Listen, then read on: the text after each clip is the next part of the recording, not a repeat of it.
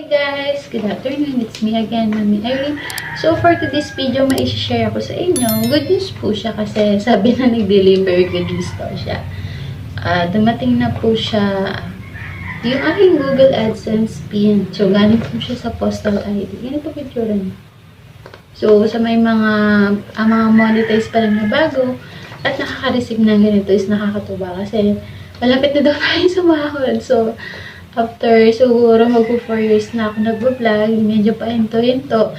Ngayon ko lang siya na-focus kasi kaya ngayon lang ko lang ito na-receive. So, paano ba ito gagawin?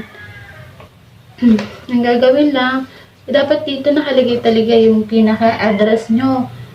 Kasi merong isa kanina walang nakalagay na, kunyari sa amin is yung number ng bahay, para at least alam po nasaan talaga kayo. Kasi yun, ang pinaka-kanya Purok 2, ganun. Tapos, Florida Blanca. So, maraming Purok 2, pero walang nakalagay kung anong number ng bahay. So, mas madaling na-trace sa akin kasi nilagay ko dito yung pinaka-number ng bahay namin. So, kailangan, ito na sa loob niya. So, takpan ko na lang yung pinaka-pin. Ito yung nasa loob, tapos nandito yung pin niya. Bali, yung pin niya is 6 digit din. Ayan, your pin. And then, nandito rin yung mga kanyang instruction kung paano mo ba siya gagawin. So, ang gagawin daw niyan is sign in into your AdSense account muna first, tapos go to payment, and then verification check. Enter your PIN and click submit. Tapos, kung may mga pan pa daw, further instruction available here. Yan. Sa AdSense ulit. Nakalagay din dito, please note that we'll stop serving ads through your account if you do not use this PIN to verify your address within 4 months. So, yan. So, nakakatawa dahil malapit na tayo sumahod.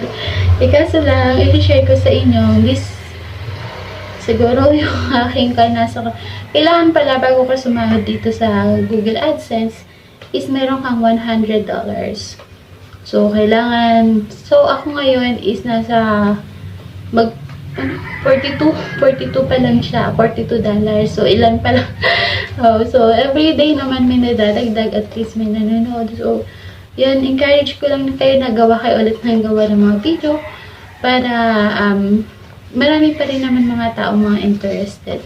Gumawa tayo ng mga videos na talagang maraming mapupulot na lesson or mga inspirational na videos. So, yun guys. Keep watching! Bali, nag-message pala si Google AdSense sa Gmail ko na kailangan ko i-activate or i-verify yung PIN ko. Nakalagay na nga rin dito na verify your address to receive payment from Google AdSense. Kapag nabasa at naintindi nyo na to, titingnan nyo lang siya sa baba. Ito, click nyo lang yung verify your address. Yung kulay dilaw. Pag naklik mo na yung verify your address, magre-redirect siya doon sa Google AdSense. Pupunta tayo doon, tapos meron tayong makikita doon sa bandang taas niya na kailangan ng action. Bali, papakita ko lang sa inyo, ito pala yung pinaka-home ng Google AdSense natin. Meron banda sa taas, makikita nyo doon sa taas na kailangan ng ipindutin yung action. Kapag napindot na yan, magpo-proceed na siya dito sa ating payments. I-click lang natin yung action. Ang kailangan pala natin ayusin ay yung address verification. Tapos dito sa banda, ilalagay lang natin, enter natin yung PIN na galing doon sa papel, doon sa Google AdSense na papel.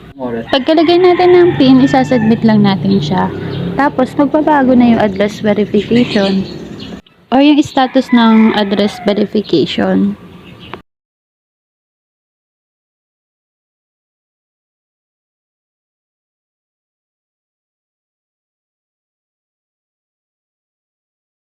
Ayun, salamat ulit sa mga nag-subscribe, then sa mga nag-likes and mga nag-shares, tapos mga nagko-comment.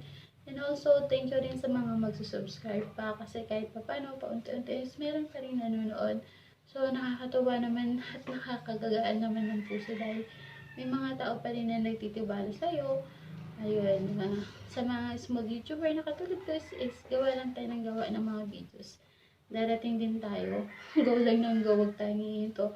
Kahit usog pag-ung tayo, parang lakad ng pag-ung at least meron tayong na-active kasi ba, kung right time na talaga is talagang mangyayari na.